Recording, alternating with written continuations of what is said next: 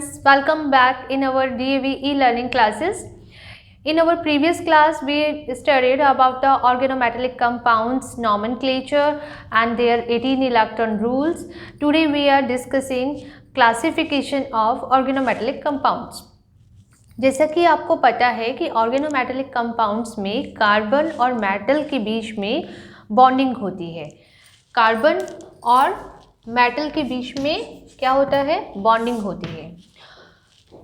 ये मेटल जो है, जैसा कि हमने स्टार्टिंग में इंट्रो के अंदर देखा था कि मेटल भी हो सकता है और कार्बन जो है कुछ नॉन मेटल के साथ में भी जब बॉन्डेड होता है तो भी ऑर्गेनोमेटेलिक कंपाउंड्स का फॉर्मेशन करता है। तो यानी ये मेटल जो है ये एलिमेंट जो है ये फर्स्ट ग्रुप सेकंड ग्रुप से भी हो सकता है और ये यानी कि एस ब्लॉक से भी हो सकता है और ये पी ब्लॉक से भी हो सकता है।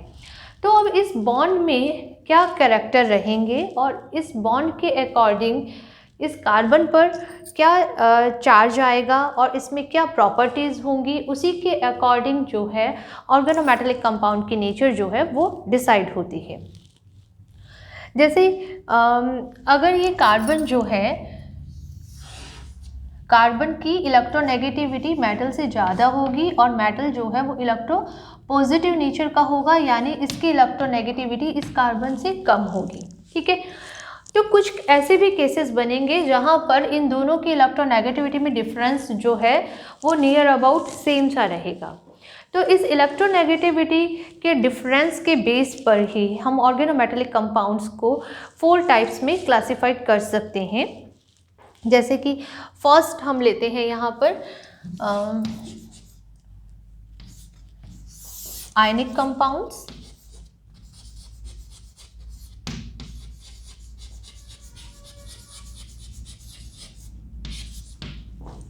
सेकेंड हो सकता है यहाँ पर covalent compound,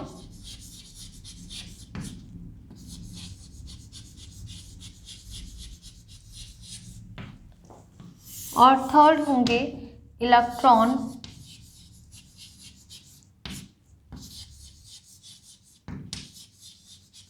deficient compounds,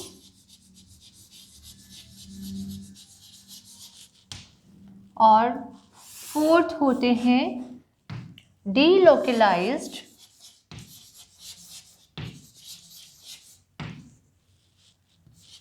pi electrons bonded compound।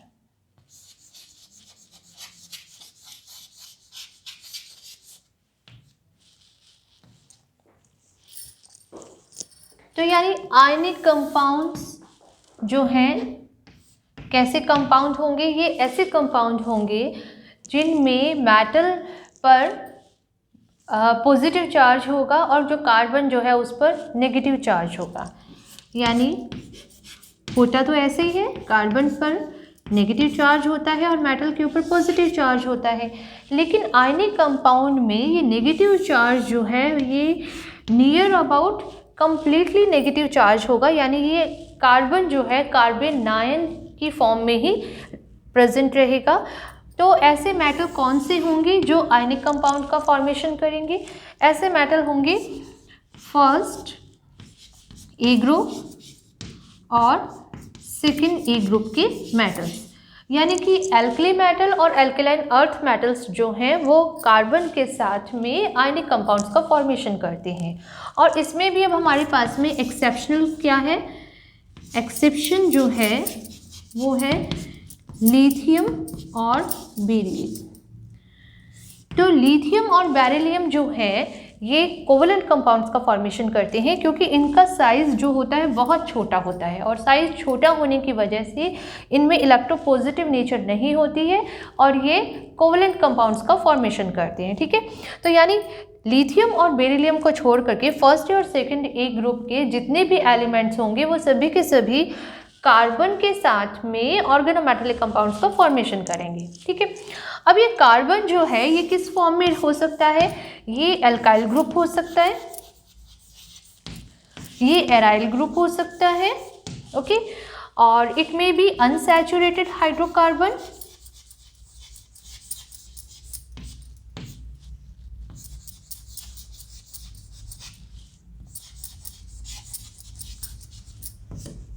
और ये क्या हो सकता है, और ये हो सकता है किसी हेट्रोसाइक्लिक कंपाउंड का पार्ट भी हो सकता है। तो इस तरह से कार्बन की इलेक्ट्रोनेगेटिविटी जो है वो किस पर डिपेंड करती है, वो डिपेंड करती है कि वो कैसे ग्रुप में प्रेजेंट है। अगर कार्बन के ऊपर हाइड्रोजन एटम्स ज़्यादा होते जाएंगे तो कार्बन की इलेक्ट्रोनेगेटिविटी कम हो जाती है, और इसके अगेंस्ट अगर हम इलेक्ट्रोफाइल सब्स्टिट्यूएंट कोई कार्बन पर हम ऐड कर देते हैं तो कार्बन की जो इलेक्ट्रोनेगेटिविटी जो होती है वो क्या हो जाएगी, वो इंक्रीज़ हो जाएगी। ठीक है, और इसलिए फिर बॉन्ड में आयनिक कैरेक्टर्स और ज़्यादा आ जाएंगे। तो ये तो हो गया आयनिक कंपाउंड्स के बारे में। अब आयनिक कंपाउंड्स जो हैं, जैसा अभी आपको बताया कि कार्बन के ऊपर डिपेंड करेगा कि कार्बन की इलेक्ट्रोनेगेटिविटी क्या रहेगी। तो अगर हम बात करें कि अगर कार्बन जो है वो क्या है, sp, sp2 और sp3 हाइब्रिडाइज है। अगर कार्बन जो है वो क्या है, sp, sp2 या sp3 हाइब्रिडाइज है, तो ऐसी कंडीशन में स्टेबिलिटी का क्या ऑर्डर रहेगा और रिएक्टिविटी का क्या ऑर्डर होगा। तो देखिए, स्टेबिलिटी और रिएक्टिविटी में तो सीधा सा ही रिलेशन है कि जो कंपाउंड स्टेबल होता है उसकी रिएक्टिविटी क्या होती है, कम होती है, यानी इन्वर्सली प्रोपोर्शनल होती है। अब अगर हम बात करें, जैसे ये हमने लिया है, एक कार्बन आयन लिया है, और इस कार्बन आयन में जो ये कार्बन जो है वो sp3 हाइब्रिड कार्बन है। ठीक है, और इसी तरह से अगर हम बात करें इस कार्बन आयन की, ये बेंजीन है, और ये कार्बन जो है ये क्या है, ये sp2 हाइब्रिडाइज कार्बन है, this is sp2 hybridise carbon. और एक हम ले लेते हैं एसिटिलीन का एग्जांपल। तो एसिटिलीन में ये कार्बन जो है ये sp हाइब्रिडाइज्ड है। ठीक है, तीनों में ही कार्बन पर क्या है, नेगेटिव चार्ज है। लेकिन अगर हम बात करें ऑर्डर ऑफ स्टेबिलिटी की, तो ऑर्डर ऑफ स्टेबिलिटी की बात करते हैं तो उस कंडीशन में sp जो है वो सबसे ज़्यादा स्टेबल होता है। sp जो कार्बन की स्टेबिलिटी सबसे ज़्यादा होती है। तो sp कार्बन की स्टेबिलिटी ज़्यादा होती है, क्यों? क्योंकि इसमें 50% s कैरेक्टर होते हैं, 50% s कैरेक्टर होते हैं, तो इसकी स्टेबिलिटी सबसे ज़्यादा होती है। और स्टेबिलिटी जब ज़्यादा होती है तो यानी ये सबसे कम रिएक्टिव होगा। ठीक है, फिर इसी तरह से sp2 में अगर बात करते हैं हम यहाँ पर, तो यहाँ पर s कैरेक्टर कितने % होते हैं, ये आपको पता है, यहाँ पर 33.33% s कैरेक्टर होते हैं। तो इसलिए इसकी रिएक्टिविटी sp कार्बन आयन की कंपैरेटिवली ज़्यादा होगी। और sp3 में s कैरेक्टर जो है ओनली 25% है, यानी इसकी स्टेबिलिटी सबसे कम है, और स्टेबिलिटी अगर कम है तो इसकी रिएक्टिविटी सबसे ज़्यादा है। तो मैं बोल सकती हूँ ये इसका रिएक्टिविटी का ऑर्डर है। ये हमने क्या बनाया है, this is order of reactivity. ठीक है, और अगर बात करें कि स्टेबिलिटी की, तो क्या ऑर्डर मिलेगा,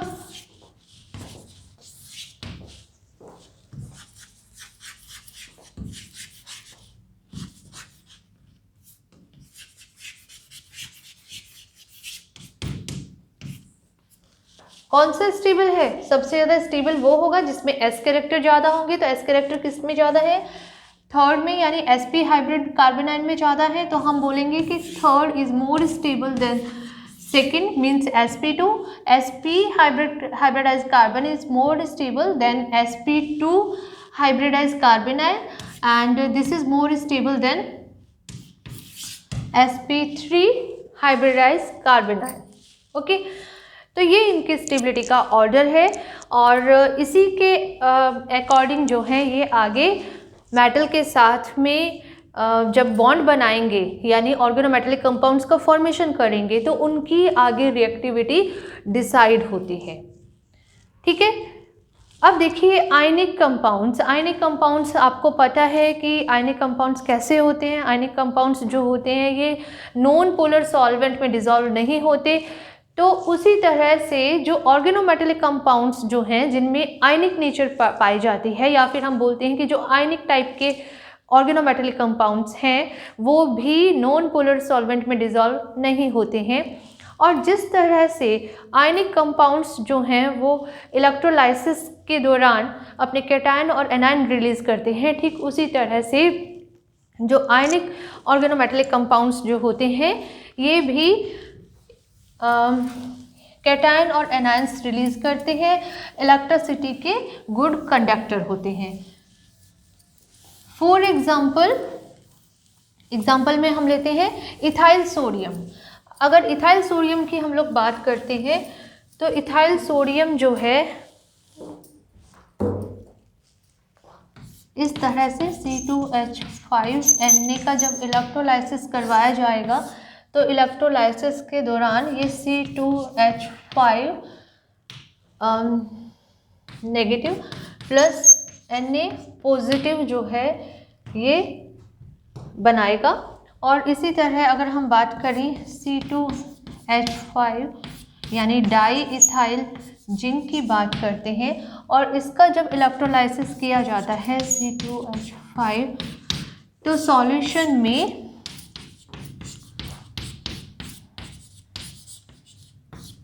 इस तरह से ये आयनिक फॉर्म में प्रेजेंट रहता है, और जिससे क्या हो जाएगा, इलेक्ट्रिसिटी का कंडक्शन हो सकता है। तो इस तरह से ऑर्गेनोमेटेलिक कंपाउंड्स जो हैं वो आयनिक नेचर को शो करते हैं। इसके साथ में ये जो सब्स्टिट्यूशन रिएक्शंस होती हैं वो भी देंगे और डबल डिकम्पोजिशन रिएक्शंस भी देते हैं। So this is all about ionic organometallic compounds. Now we are discussing second one, that is the covalent organometallic compound.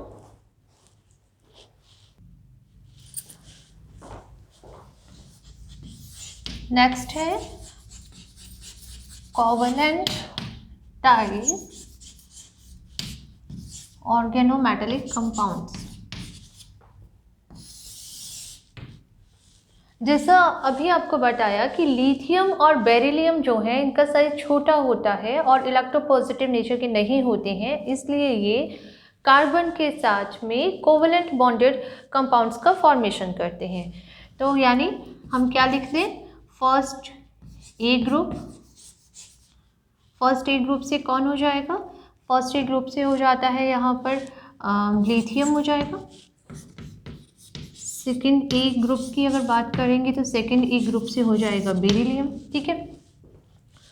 फिर हम पहुँचते हैं सेकेंड बी पर। सेकेंड बी ग्रुप यानी कि जिंक, कैडमियम और मर्करी। जिंक, कैडमियम, मर्करी जो है ये भी एल्काइल और एराइल ग्रुप के साथ में ऑर्गेनोमेटेलिक कंपाउंड्स का फॉर्मेशन करेंगे, ठीक है। और उसके बाद में क्या आ जाएगा हमारे पास में, थर्ड ए ग्रुप आ जाता है।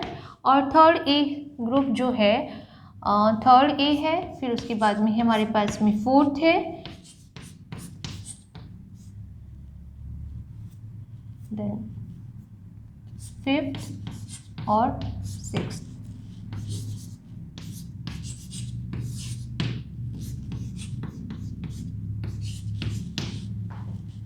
ठीक है, तो यानी ये क्या हो जाएगा, ये बोरोन फैमिली है। बोरोन फैमिली में आपको पता है boron, aluminium, then gallium, indium and tellurium.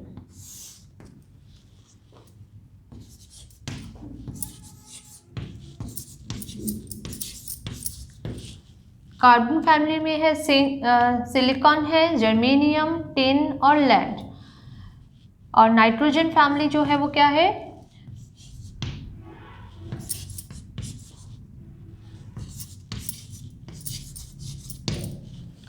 यानी नाइट्रोजन, फॉस्फोरस, आर्सेनिक, एंटीमनी और बिस्मथ। और ऑक्सीजन फैमिली है और ये है फ्लोरीन फैमिली। तो इनकी इलेक्ट्रोनेगेटिविटी की वैल्यू वैसे तो देखा जाए तो नाइट्रोजन, ऑक्सीजन और फ्लोरीन, इनकी इलेक्ट्रोनेगेटिविटी जो है वो क्या होती है, कार्बन से बहुत ज़्यादा होती है। तो ये कार्बन के साथ में ऑर्गेनोमेटेलिक कंपाउंड्स नहीं बनाएंगे।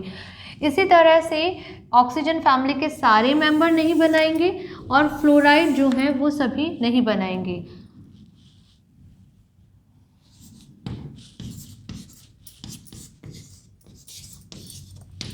यानी ऑक्सीजन फैमिली जो है ये भी नहीं बनाएगी और फ्लोराइड, क्लोराइड, ब्रोमाइड, आयोडाइड, तो ये भी सभी के सभी ऑर्गेनोमेटेलिक कंपाउंड्स का फॉर्मेशन नहीं करेंगे। यानी कार्बन जो है, ये कार्बन जो है नेगेटिव फॉर्म में किसके साथ में रह सकता है, बाकी ये जितने भी एलिमेंट्स हैं इन सभी के साथ में ये ऑर्गेनोमेटेलिक कंपाउंड्स का फॉर्मेशन कर सकता है, क्योंकि इन सभी की इलेक्ट्रोनेगेटिविटी की वैल्यू जो है वो कार्बन के कंपैरेटिवली कम होती है। तो यहाँ पर हमें बहुत सारे जर्मेनियम के कंपाउंड्स, कार्बन और लेड के कंपाउंड्स देखने को मिलते हैं। इसी तरह से जिंक का तो अभी हमने एग्जांपल भी लिया था, डाइथाइल जिंक हो जाता है, डाइकैडमियम जिंक का भी फॉर्मेशन हो जाता है। तो अब आपको क्लियर हो गया होगा कि कोवेलेंट कंपाउंड्स कौन कौन से एलिमेंट्स बनाएंगे। यानी फर्स्ट ए ग्रुप का लिथियम, सेकंड ए ग्रुप का बेरिलियम, एल्कली और एल्कलाइन अर्थ मेटल में सिर्फ 2 ही जो एक्सेप्शन है, बाकी इसमें सभी के सभी क्या बनाते हैं, आयनिक कंपाउंड्स बनाएंगे। जितने भी एलिमेंट हैं केवल ये 2 एलिमेंट जो हैं ये कोवेलेंट कंपाउंड्स का फॉर्मेशन करेंगे कार्बन के साथ में, ठीक है। और फिर उसके बाद में सेकेंड बी में से जिंक, कैडमियम, मर्करी जो ट्रांजिशन एलिमेंट है, ये क्या है, these are not transition elements, these are D block elements. ये डी ब्लॉक एलिमेंट्स हैं। ट्रांजिशन एलिमेंट्स क्यों नहीं है, क्योंकि इनमें डी जो है वो कम्प्लीटली फिल्ड है, ठीक है।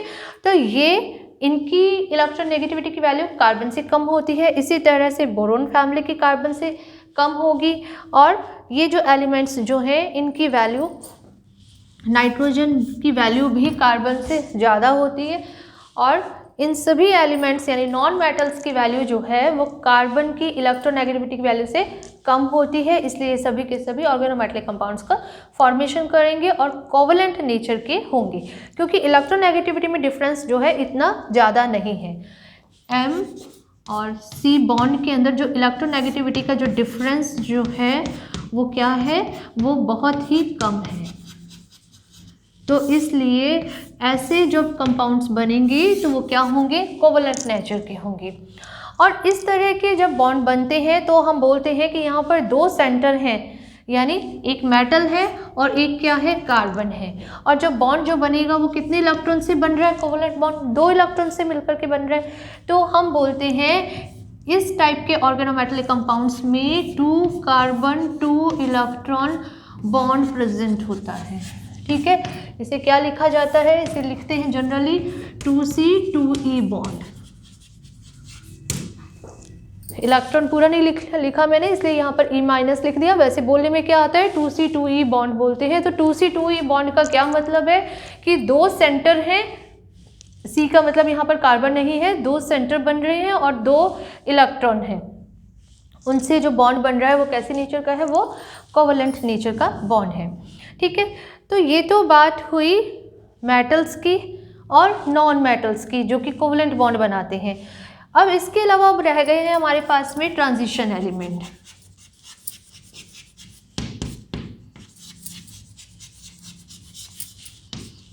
ट्रांजिशन एलिमेंट्स में भी हम बात कर रहे हैं, फर्स्ट डी ब्लॉक एलिमेंट्स हैं ये। तो first transition series, second transition series और थर्ड ट्रांजिशन सीरीज।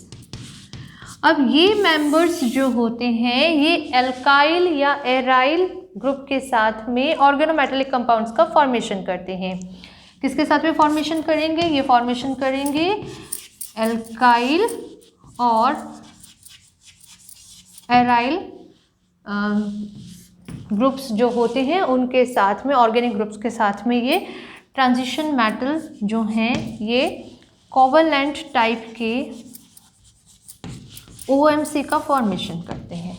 लेकिन ये OMC जो होते हैं ये 16 इलेक्ट्रॉन स्पीशीज होते हैं, कैसी स्पीशीज़ होते हैं?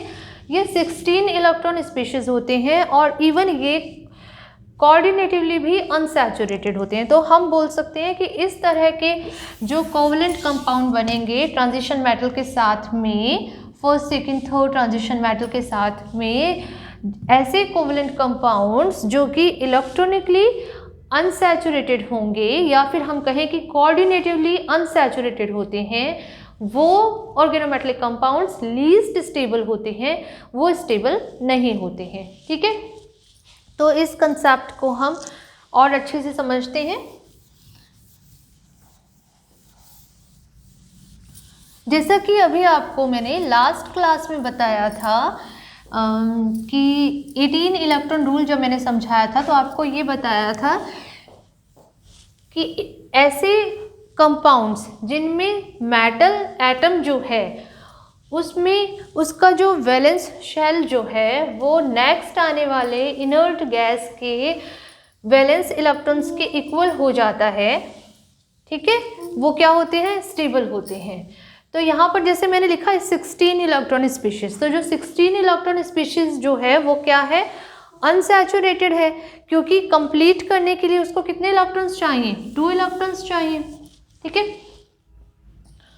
यानी ऑर्गन के अगर उसको बराबर होना है तो उसे 2 इलेक्ट्रॉन्स चाहिए। तो इसलिए वो स्पीशीज़ क्या है? अनसैचुरेटेड है, और अनसैचुरेटेड होने की वजह से वो क्या हो जाती है? अनस्टेबल है। तो यहाँ पर अब हम क्या लिख सकते हैं? We can write here transition metals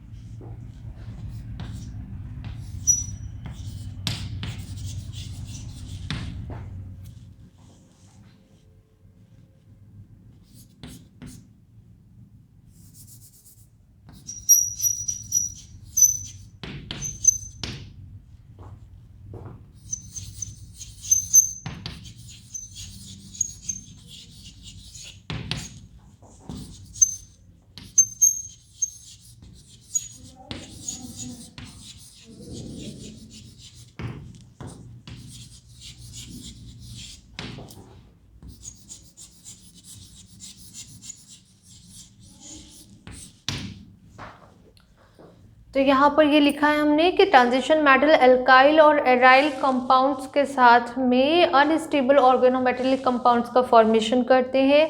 और ये अनस्टेबल ऑर्गेनोमेटेलिक कंपाउंड्स जो हैं वो अनस्टेबल क्यों है, उसके लिए रीज़न दिया है, that is the due to forming 16 electron species which is coordinatively as well as electronically unsaturated. अब कोऑर्डिनेटिवली का क्या मतलब है कि कोऑर्डिनेटिवली का मतलब है कि अगर ट्रांजिशन मेटल को कोऑर्डिनेशन नंबर 6 से स्टेबल कॉम्प्लेक्स का फॉर्मेशन करना है तो यहाँ पर जो कॉम्प्लेक्स बनेगा उसमें कोऑर्डिनेशन नंबर 5 होगा, 6 नहीं होगा, तो वो क्या हो जाएगा? कोऑर्डिनेटिवली अनसैचुरेटेड हो जाएगा। तो ये क्या होते हैं? अनस्टेबल ऑर्गेनोमेटेलिक कंपाउंड होते हैं और इसलिए ये क्या होते हैं? हाईली रिएक्टिव भी लिख सकते हैं हम इसको, या फिर ये बहुत जल्दी किसी दूसरे कंपाउंड में चेंज हो जाते हैं। और ऐसे कंपाउंड्स जो होते हैं उनमें generally beta hydrogen atom present होता है। क्या प्रेजेंट होता है? बीटा हाइड्रोजन एटम प्रेजेंट होता है। फॉर एग्जाम्पल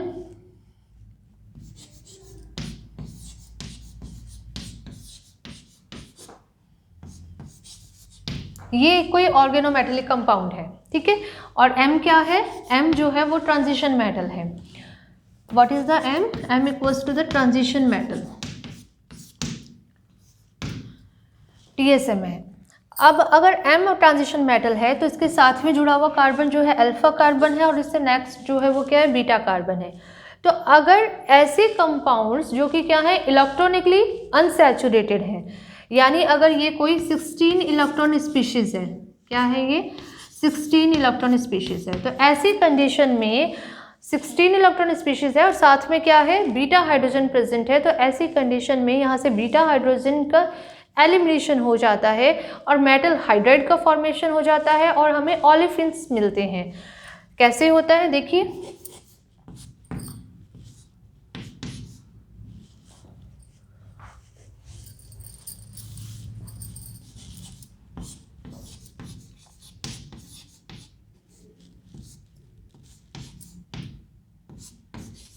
इस स्ट्रक्चर को ऐसे लिख सकते हैं हम, ठीक है। अब ये वाला हाइड्रोजन जो है क्या है, बीटा हाइड्रोजन है। अब ये बीटा हाइड्रोजन जो है वो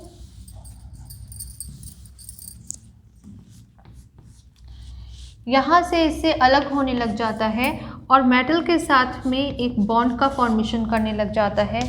तो इस तरह से एक बोल सकते हैं एक ट्रांजिशन स्टेट का फॉर्मेशन होता है और जब ये ट्रांजिशन स्टेट बन जाती है तो इस ट्रांजिशन स्टेट में क्या होगा, अब इस वाले बॉन्ड का ब्रेकेज हो जाएगा और मेटल हाइड्राइड बन जाएंगे प्लस ओलेफिन्स का फॉर्मेशन हो जाएगा। तो इसलिए इस तरह से जो भी मेटल्स होते हैं वो क्या होते हैं, वो अनस्टेबल होते हैं।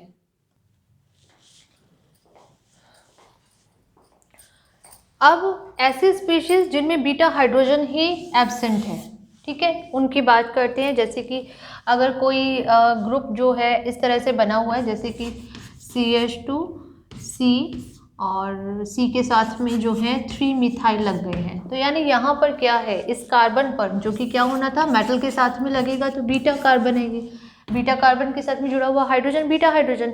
लेकिन ऐसी सिचुएशन में तो यहाँ पर कोई भी बीटा हाइड्रोजन प्रेजेंट ही नहीं है और जब बीटा हाइड्रोजन प्रेजेंट नहीं है तो यहाँ पर बीटा हाइड्रोजन का एलिमिनेशन नहीं होगा और एलिमिनेशन नहीं होगा तो कंपाउंड जो है वो मेटल हाइड्राइड्स और ओलेफिन का फॉर्मेशन नहीं करेगा। यानी ऐसे ऑर्गेनोमेटेलिक कंपाउंड्स जिनमें ऑर्गेनिक ग्रुप में बीटा हाइड्रोजन एटम प्रेजेंट नहीं होता वो क्या हो जाएंगे, ऑटोमेटिकली स्टेबल कंपाउंड्स हो जाएंगे, ठीक है।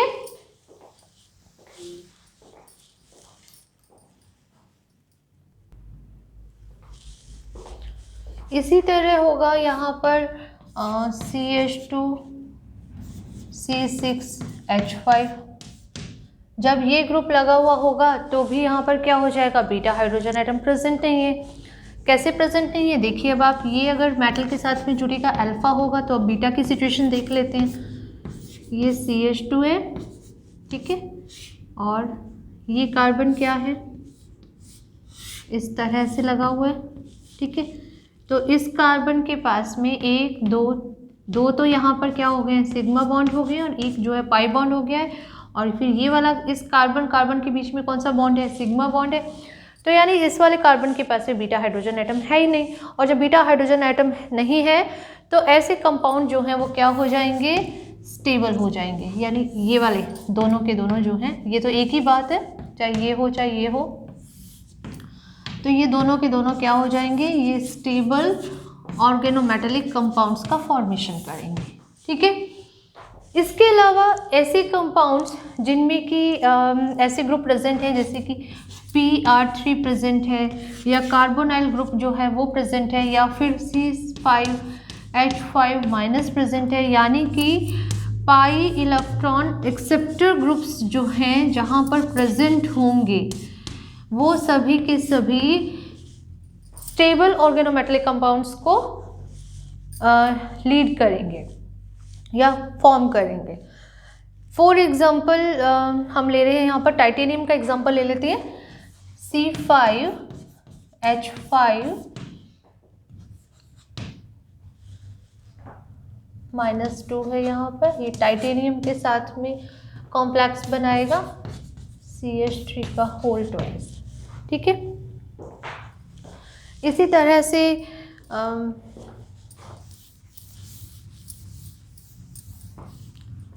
नेक्स्ट ऑर्गेनोमेटेलिक कंपाउंड भी हम लोग बना सकते हैं। that is the C5H5 whole twice, titanium, and C6H6 whole twice.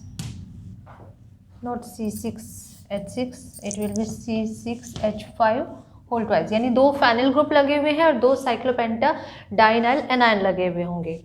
इसी तरह से जो प्लैटिनम जो है, प्लैटिनम का अगर हम देखें C5H5 होल ट्वाइस प्लैटिनम, और प्लैटिनम के साथ में लगा हुआ हो सकता है ट्राईमिथाइल फॉस्फेन के 2 मॉलिक्यूल। तो इस तरह से ये कंपाउंड्स जो बनेंगे वो क्या हो जाएंगे, स्टेबल कंपाउंड्स हो जाएंगे। इसके अलावा हमने पहले भी कुछ सिंपल ऑर्गेनोमेटेलिक कंपाउंड्स भी देखे हैं जो ट्रांजिशन मेटल आयंस के हैं और स्टेबल हैं, जैसे कि फॉर एग्जांपल डाईथाइल जिंक भी आपने देखा है, वो भी क्या होता है, स्टेबल होता है। और इस तरह के कंपाउंड्स जो होते हैं वो क्या होते हैं, मोनोमेरिक फॉर्म में भी प्रेजेंट रहते हैं, यानी सिंपल मॉलिक्यूलर फॉर्म में प्रेजेंट होते हैं। फॉर एग्जांपल है जर्कोनियम का कॉम्प्लेक्स हम ले सकते हैं, यहाँ पे टेट्रा इथाइल जर्कोनियम जो है, इसी तरह से टेट्रा इथाइल लेड जो है वो क्या है, स्टेबल है। हालांकि जर्कोनियम और लेड जो है वो क्या है, नॉन मेटल है, लेकिन फिर भी हम इनको किस में स्टडी करेंगे, ऑर्गेनोमेटेलिक कंपाउंड में ही स्टडी करते हैं इन सबके। ठीक है, तो आज आपने क्या पढ़ा, आज आपने पढ़ा ionic organometallic compounds and the covalent organometallic compounds. Okay, thank you students.